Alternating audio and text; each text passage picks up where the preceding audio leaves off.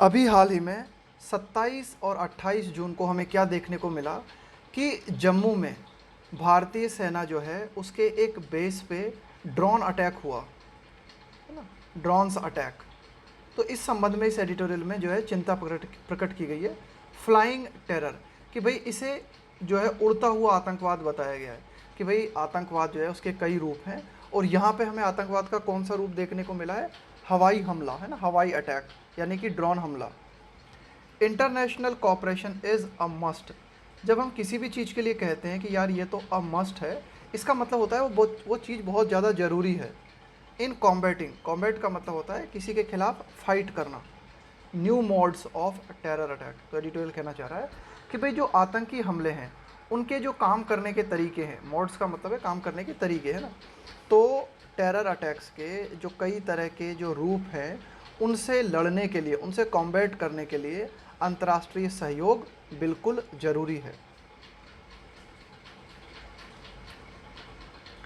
The use of drones to attack an Indian air force base in Jammu on June 27, 28 brought to the fore. देखो, bring to the fore का मतलब होता है सामने लाना, है ना, किसी चीज़ को प्रकाश में लेके आना। तो ये जो the use of drones to attack, कि भाई ड्रोन्स का यूज़ किया जाना, कि भाई जो हमला किया गया इंडियन एयरफोर्स बेस पे जम्मू में 27-28 जून को, उस हमले में ड्रोन्स का प्रयोग किया गया, वह इस बात को सामने लाता है, अ ट्रबलिंग, कि एक परेशानी पैदा करने वाली, दो यद्यपि नॉट अनएंटिसिपेटेड। देखो इसको ध्यान से देखना। एंटिसिपेट का मतलब होता है आपने जिसकी आशा की थी। अनएंटिसिपेटेड का मतलब है जिसकी आपने आशा नहीं की थी। अब देखो क्या हुआ, एंटिसिपेट के आगे अन लगा के इसे नेगेटिव बना दिया। एक नोट यहाँ पे लिखा हुआ है, तो जब दो बार नेगेटिव अगर किसी वाक्य में आ जाते हैं तो वो क्या है, पॉजिटिव बन जाता है। एडिटोरियल कहता है कि हालांकि ऐसा नहीं कह सकते कि इस तरह के हमले की हमने उम्मीद नहीं की थी। हम ऐसा नहीं कह सकते, हालांकि ऐसा नहीं कह सकते कि इस तरह के हमले की उम्मीद हमने नहीं की थी, मतलब चांसेस थे कि भाई इस तरह के भी अटैक हो सकते हैं। Bring to the fore a troubling new mode of terrorism, है ना, कि भाई एक परेशानी पैदा करने वाला, है ना, आतंकवादियों के द्वारा अंजाम दिए जाने वाला एक न्यू मोड, आतंकवाद का एक नया तरीका हमारे सामने आया है फॉर द कंट्री, है ना, देश के लिए आतंकवाद का एक, आप कह सकते हो कि आतंकवाद का काम करने का एक नया तरीका सामने आया है। लेकिन हम ऐसा भी नहीं कह सकते कि हमने इस तरीके की बिल्कुल भी उम्मीद भी नहीं की थी ना, मतलब लग तो रहा था कि हो भी सकते हैं और वैसा हुआ भी सही। दो यद्यपि there were no casualties at the base. देखो कैजुअलिटीज़ का मतलब होता है मरने वाले, हताहत, कि भाई कितने लोग जो है इस दुर्घटना में मारे गए। Though there were no casualties at the base, तो ये जो मिलिट्री बेस था इस पर मतलब इस तरह की कोई रिपोर्ट हमारे सामने नहीं आई है कि यानी कि कोई भी जो है हताहत नहीं हुए।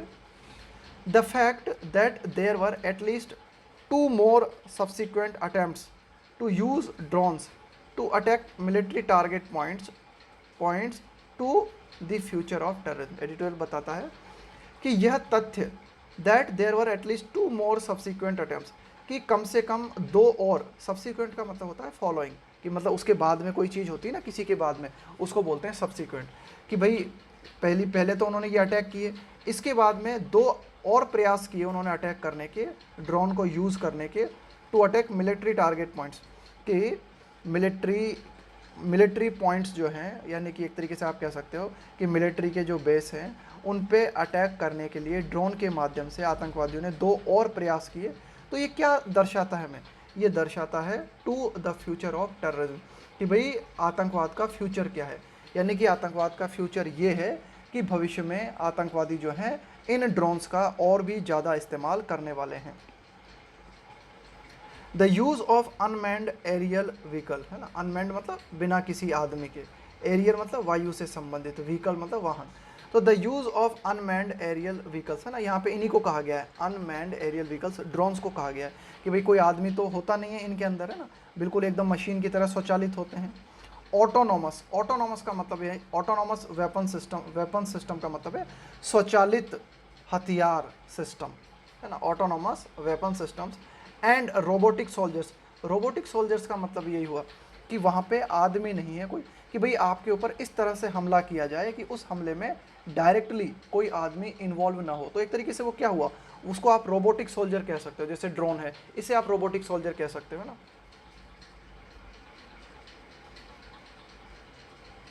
Bye states in warfare, warfare का मतलब है युद्ध से संबंधित जो गतिविधियां होती हैं ना उनको बोलते हैं warfare. And policing, by states in warfare and policing, policing का मतलब यही होता है निगरानी करना। हैज़ रेज, रेज का मतलब है उठाना। मॉरल एंड प्रैक्टिकल क्वेश्चंस, कि भाई अब इसके माध्यम से क्या है, कुछ नैतिक सवाल खड़े हुए हैं, कुछ प्रैक्टिकल सवाल खड़े हुए हैं जो जिनका कि अभी तक समाधान नहीं हो पाया है। तो एडिटोरियल कहता है कि भाई अनमैन्ड एरियल व्हीकल्स का प्रयोग करना, ऑटोनॉमस वेपन्स सिस्टम है ना, स्वचालित जो हथियार हैं उनका प्रयोग करना, रोबोटिक सोल्जर का प्रयोग करना है ना, किसी भी राज्य के द्वारा किसी भी देश के द्वारा युद्ध से संबंधित गतिविधियों में है ना, और जो है गतिविधि को और ज़्यादा, निगरानी को और ज़्यादा बढ़ा देना। तो इनके चलते कुछ नैतिक प्रश्न खड़े हुए हैं, कुछ प्रैक्टिकल प्रश्न खड़े हुए हैं जो कि अभी तक सॉल्व नहीं हो सके हैं। नॉन स्टेट एक्टर्स, देखो नॉन स्टेट एक्टर्स में वे लोग आते हैं, देखो एक तो क्या है हमारा सिस्टम हो गया कि भाई जो भी सरकार है उससे जुड़े हुए लोग हो गए।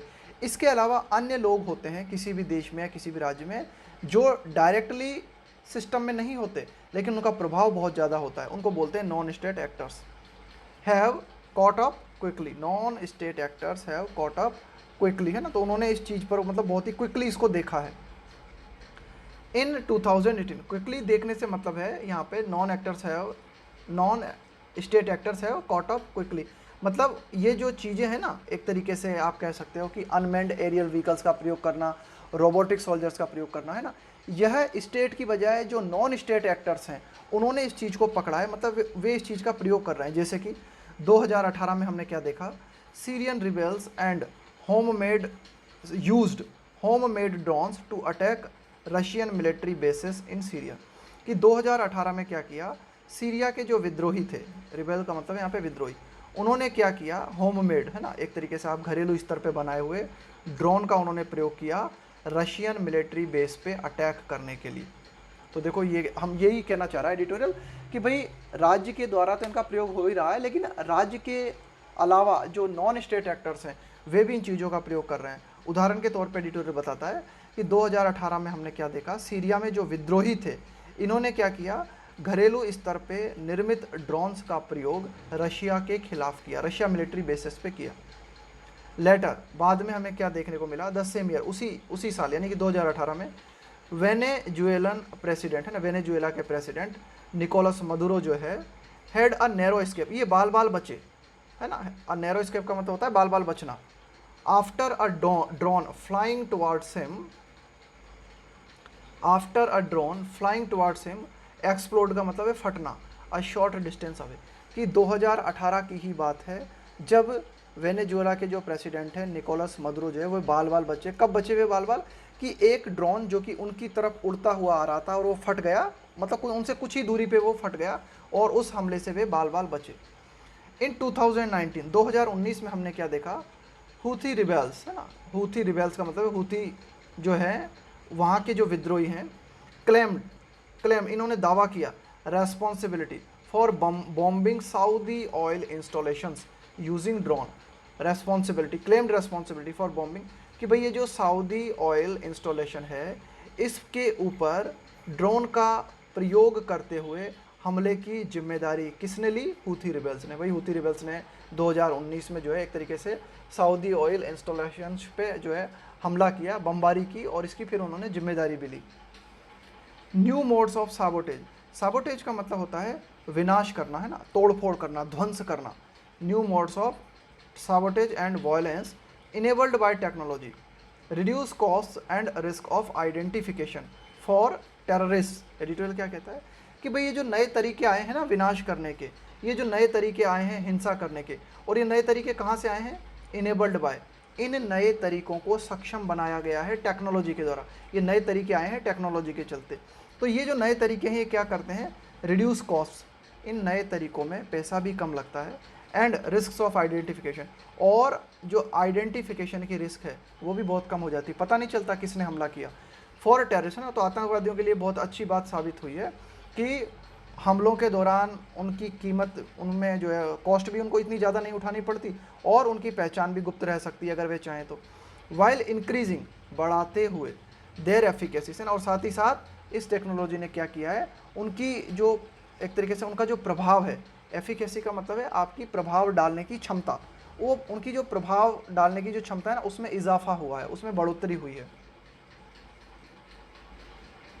साइमल्टेनियसली का मतलब है एट द सेम टाइम, भाई जैसे कोई दो एक्शन है वो साथ साथ हो रहे हैं ना, तो उनको क्या बोलेंगे हम, साइमल्टेनियसली, साथ साथ। Security agencies would find conventional tools redundant, redundant का मतलब होता है बेकार, अनावश्यक, है ना। तो ये जो हमारी सिक्योरिटी से जुड़ी हुई जो एजेंसीज हैं किसी भी देश की, वुड फाइंड, उन्हें ये बहुत ही मुश्किल लगेगा कन्वेंशनल टूल्स, कि भाई जो हमारे पास पारंपरिक उपकरण है ना इन कॉम्बैटिंग टेररिज्म, उनका मतलब वे बिल्कुल बेकार हैं कि भाई आतंकवाद से लड़ने के लिए, कॉम्बैट का मतलब है फाइट करना, टेररिज्म, आतंकवाद से लड़ने के लिए जो पारंपरिक उपाय हमारी सुरक्षा एजेंसीज के पास हैं, उनको भविष्य में वो अभी भी पा रही हैं और भविष्य में भी पाएंगी कि ये बिल्कुल बेकार है ना, रिडंडेंट है। यानी कि अगर जो हमारी सुरक्षा एजेंसीज हैं वे आतंकवाद से लड़ना चाहती हैं तो उन्हें भी नए तरीके ईजाद करने होंगे।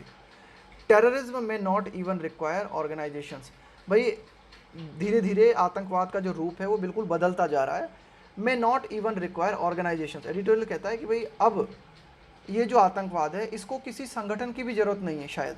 टेररिज्म में not even require organisations as, क्यों, इंडिविजुअल्स विथ सफिशिएंट मोटिवेशन, कि कोई भी इंडिविजुअल है, कोई भी व्यक्ति है और उसके पास पर्याप्त मोटिवेशन है, पर्याप्त उस व्यक्ति के पास प्रेरणा है आतंकवादी हमले को अंजाम देने के लिए, एंड स्किल्स, और उसके पास स्किल भी है ना, उसके पास आप कह सकते हो कि टेक्नोलॉजी भी है, can carry out, carry out का मतलब होता है अंजाम देना, सच अटैक्स, तो एक व्यक्ति ही इस तरह के हमलों को अंजाम दे सकता है, and remain under the radar, और वह अननोटिस्ड बना रह सकता है। देखो रिमेन अंडर द रेडार का मतलब होता है आप किसी की निगाह में नहीं आ पाए, तो यही एडिटोरियल कहना चाहता है। Like the drone they use, भाई जिस तरह से जिन ड्रोन्स का यूज़ किया जाता है और वे ड्रोन्स जो है कभी कभी नोटिस में नहीं आ पाते, इसी तरह से कोई व्यक्ति विशेष भी किसी आतंकी हमले को अंजाम दे सकता है बिना नोटिस में आए, है ना, उसका पता भी न चले, और अगर उस व्यक्ति के पास पर्याप्त मोटिवेशन है तो वह स्वयं टेक्नोलॉजी का प्रयोग करके अकेला ही जो है हमले को अंजाम दे सकता है। तो ये एडिटोरियल कहना चाह रहा है कि भाई ऐसा भी संभव है कि अब जो है ऑर्गेनाइजेशन की भी जरूरत नहीं है। The existing international framework, existing मौजूदा, इंटरनेशनल फ्रेमवर्क का मतलब है system, for controlling the proliferation का मतलब है फैलाव, of technology that can be weaponise. तो एडिटोरियल क्या कहना चाह रहा है, द एग्जिस्टिंग इंटरनेशनल फ्रेमवर्क, कि भाई वर्तमान में हमारे पास एक इंटरनेशनल सिस्टम है नियंत्रित करने के लिए, किस चीज़ को नियंत्रित करने के लिए, उस टेक्नोलॉजी को नियंत्रित करने के लिए जिसका कि हथियार के रूप में इस्तेमाल किया जा सकता है। भाई टेक्नोलॉजी जिसका हथियार के रूप में इस्तेमाल किया जा सकता है, उस टेक्नोलॉजी के फैलाव को रोकने के लिए हमारे पास जो मौजूदा अंतर्राष्ट्रीय सिस्टम है, जैसे कि क्या है हमारे पास system, such as the Wassenaar arrangement and missile technology control regime, regime का मतलब होता है सिस्टम, व्यवस्था। तो ये कुछ सिस्टम है हमारे पास जिनके माध्यम से हम क्या करते हैं, अंतर्राष्ट्रीय स्तर पे जो है टेक्नोलॉजी के प्रसार को रोकने की कोशिश करते हैं जिसका कि हथियार के रूप में इस्तेमाल किया जा सकता है। तो एडिटोरियल ये कहता है, तो ये जो हमारे पास ये जो मौजूदा अंतर्राष्ट्रीय सिस्टम है इज ऑल्सो लार्जली यूजलेस, यह भी एक बड़े पैमाने पे हम देखें तो यूजलेस है इन द इमर्जिंग सिनेरियो, उभरते हुए इस सिनेरियो में ना, कि जैसा जो नज़ारा हम देखते हैं ना, जो एक तरीके से जो भी मतलब आप कह सकते हो कि इमर्जिंग सिनेरियो का मतलब है उभरता हुआ जो घटनाक्रम हमारे सामने मौजूद है, उसमें यह मौजूदा सिस्टम भी ठीक तरह से काम नहीं कर पा रहा। स्टेट्स, जैसे अगर स्टेट्स की अगर हम बात करें, जैसे कि India have sought to deal with terrorism, तो इन्होंने क्या चाहा है ना, इन्होंने डील मतलब एक तरीके से डील करने का मतलब एक तरीके से सौदा करना है ना, समझौता करना। डील विथ का मतलब यहाँ पे निपटना है ना, किसी चीज़ से आप किस तरह से निपटते हो। Deal with terrorism with a combination of stringent loss, तो देखो कुछ राज्यों ने या कुछ देशों ने आप कह सकते हो कि चाहा है, क्या चाहा है कि टेररिज्म से निपटा जाए। किस तरह से निपटा जाए? उन्होंने मतलब कई चीज़ों का कॉम्बिनेशन अपनाया है, जैसे स्ट्रिंजेंट लॉस, मतलब कुछ कठोर कानून उन्होंने अपनाए हैं। इन्वेसिव सर्वेलेंस का मतलब है, इन्वेसिव सर्वेलेंस का मतलब है फैलता हुआ, सर्वेलेंस का मतलब है निगरानी, यानी कि उन्होंने क्या किया है, फैलती मतलब निगरानी को और ज़्यादा बढ़ाया है ना, सर्वेलेंस। हार्शर पॉलिसिंग, और कठोर तरीके से देखरेख करना, है ना। And offensives against other countries that support terrorist group, है ना। तो states including India have sought to deal with, है ना। यहाँ पे ऑफेंसिव का मतलब है अटैक, हमला।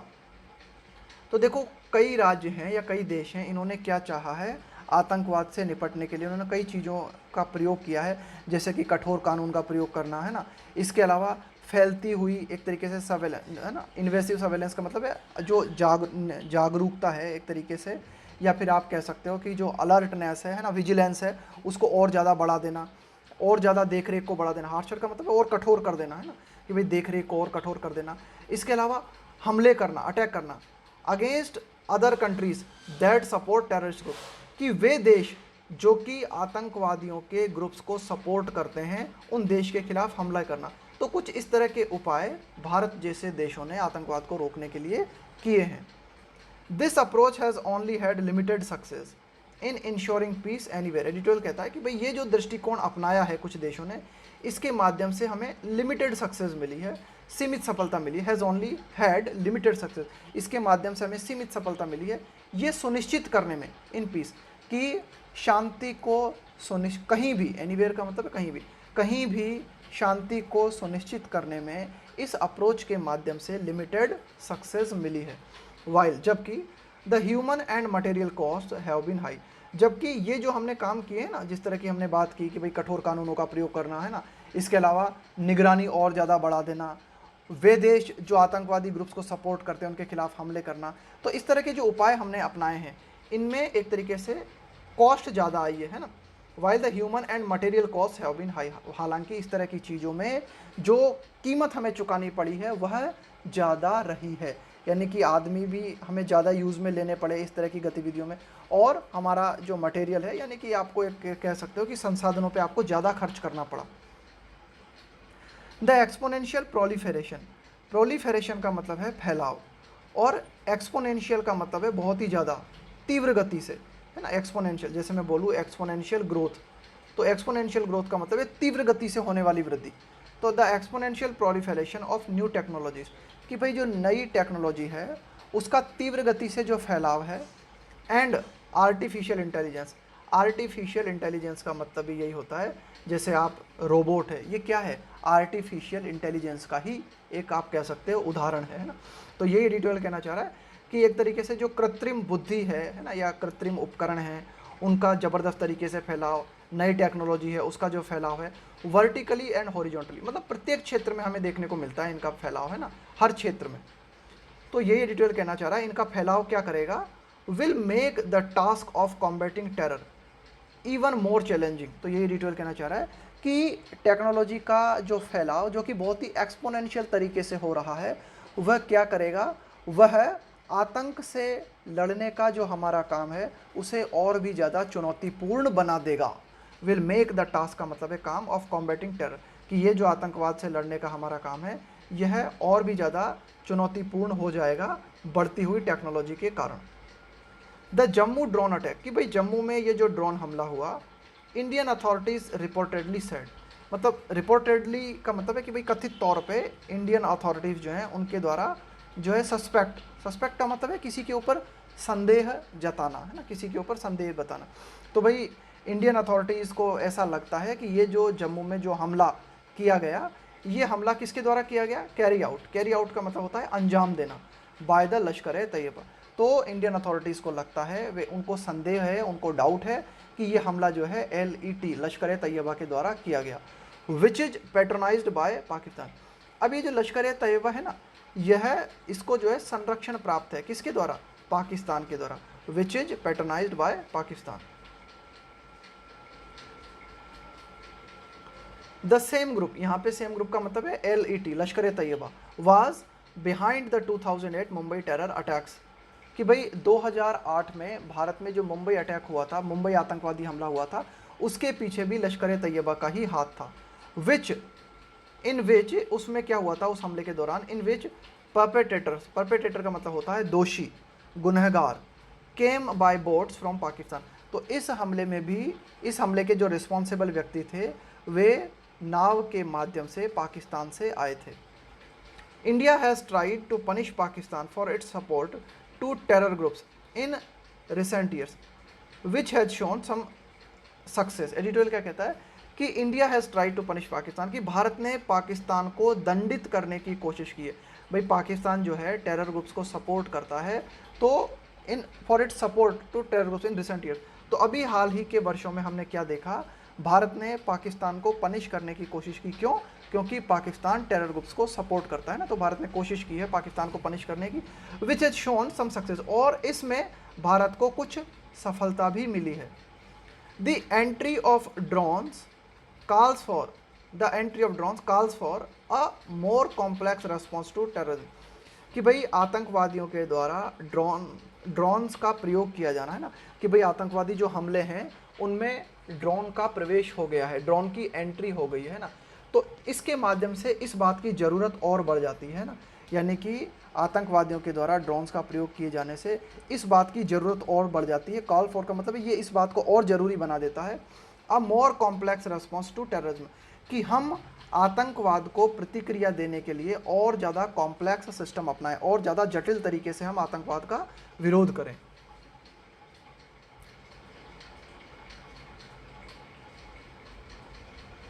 Terror groups do capitalise on state patronage but technology is enabling them to be autonomous. Autonomous का मतलब है एक स्वतंत्र इकाई बन जाना। इन एन अनप्रेसिडेंटेड का मतलब होता है अभूतपूर्व, जैसा पहले कभी न हुआ हो। तो एडिटोरियल कहता है कि हाँ, टेररिस्ट ग्रुप्स डू कैपिटलाइज। अब देखो यहाँ पे ये जो डू आया है ना, ये आया है एम्फेसिस के लिए, जोर डालने के लिए, कि भाई जो कोई भी स्टेट होता है, कोई भी राज्य है या कोई भी देश है, वह संरक्षण देता है किसी आतंकवादी ग्रुप को, है ना, वह उन्हें पूंजी प्रदान करता है। हाँ, ऐसा भी होता है। एडिटोरियल ये कहना चाह रहा है terror groups do capitalise on state patronage. Editorial कह रहा है कि भाई राज्य का जो संरक्षण है ना, राज्य का संरक्षण अगर मिलता है तो ऐसा भी होता है, और राज्य के माध्यम से उन्हें संसाधन उपलब्ध होते हैं टेरर ग्रुप्स को, ऐसा भी हम देखते हैं। लेकिन आज के परिप्रेक्ष्य में अगर हम बात करें तो जो टेक्नोलॉजी है वह आतंकवादियों को सक्षम बना रही है कि आतंकवादी जो है एक स्वतंत्र इकाई के रूप में जो है, मतलब स्वतंत्र इकाई के रूप में सामने आ रहे हैं, जैसा कि पहले हमें देखने को नहीं मिला था, है ना। It is in an unprecedented way, है ना, कि भाई ये जो है बहुत ही अनप्रेसिडेंटेड फैशन है, मतलब ऐसा हमने पहले नहीं देखा था। From turning passenger planes into missiles in 2001 में आतंकी हमले में हमने देखा कि एक पैसेंजर प्लेन को मिसाइल में बदल दिया गया। तब से अगर हम देखें तो terrorism has come a long way, तब से आतंकवाद जो है उसने एक बहुत ही लंबी दूरी तय की है, यानी कि आतंकवाद के, यानी कि आतंकियों के जो काम करने के तरीके हैं उनमें भी काफ़ी परिवर्तन आया है ना। कम अ लॉन्ग वे का मतलब एक लंबी दूरी तय की है। And one can not foresee, और कोई भी व्यक्ति यह नहीं देख सकता। फोरसी का मतलब है भविष्य को देखना, है ना, कुछ भविष्य के बारे में अंदाज़ा लगाना। Where it will go next, कि अब ये आतंकवाद बढ़ता हुआ, नई नई टेक्नोलॉजी का प्रयोग करता हुआ किस हद तक जा सकता है, किस दिशा में जाएगा, कोई कुछ कह नहीं सकता। एनहेंस्ड का मतलब है बढ़ी हुई। International cooperation, enhanced international cooperation, कि बढ़ा हुआ अंतर्राष्ट्रीय सहयोग, यदि अंतर्राष्ट्रीय सहयोग को हम और ज़्यादा बढ़ाते हैं। एंड कॉन्सेंसस का मतलब है एग्रीमेंट, सहमति, on the development and deployment of technologies. तो यही डिटेल कहना चाह रहा है कि नई टेक्नोलॉजीज़ जो है उसका यूज़ किया जाए। डिप्लॉयमेंट का मतलब है यूज करना, किसी को तैनात करना, है ना, कि भाई ये टेक्नोलॉजी जो है उसे डेवलप किया जाए और उसको जो है ठीक तरह से यूज़ में लिया जाए। इसके ऊपर एक अंतर्राष्ट्रीय सहमति बने, अंतर्राष्ट्रीय सहयोग हो। इन सब चीज़ों की ज़रूरत है, आर रिक्वायर्ड, इन सब चीज़ों की ज़रूरत है to deal with the challenge, कि आतंकवाद की जो चुनौती हमारे सामने है इससे निपटने के लिए ज़रूरी है कि अंतर्राष्ट्रीय स्तर पे सहयोग हो। आगे देखते हैं डिटेल क्या कहता है कि इंडिया कैन, भारत कर सकता है, India can and must take an active role in the process, कि भाई ये जो आप कह सकते हो कि अंतर्राष्ट्रीय सहयोग की हमने बात की, इसमें भारत जो है मतलब बहुत ही बेहतर भूमिका निभा सकता है और भारत को एक एक्टिव रोल लेना भी चाहिए, है ना। एक्टिव रोल मतलब है आगे आके जो है एक तरीके से इनिशिएटिव लेना, आगे से जो है पहल करना, है ना। तो ये एडिटोरियल कहना चाह रहा है कि आतंक के खिलाफ जो लड़ाई है उसमें क्या करना चाहिए, भारत को एक तरीके से शुरुआत करनी चाहिए और भारत कर भी सकता है ना। अब अगर हम इस एडिटोरियल की टोन की अगर हम बात करेंगे ना, तो इस टोन में हम क्या कहेंगे कि भाई इस पूरे की पूरे एडिटोरियल में एक चिंता व्यक्त की गई है ना, कि भाई ये जो टेरर अटैक हुआ है इसके माध्यम से हमें जो है एक नई चुनौती आतंकवादियों के द्वारा हमारे सामने प्रस्तुत की गई है ना। तो उसी चुनौती के संदर्भ में एडिटोरियल बात करता है कि भविष्य में क्या क्या हो सकता है, आतंकवादी क्या क्या कर सकते हैं, उससे निपटने के लिए हमें क्या क्या करना होगा, किस हद तक हमें अलर्ट रहना होगा, है ना। कि भाई आज आतंकवादियों ने ये किया है, वे इससे बड़े हमले भी कर सकते हैं।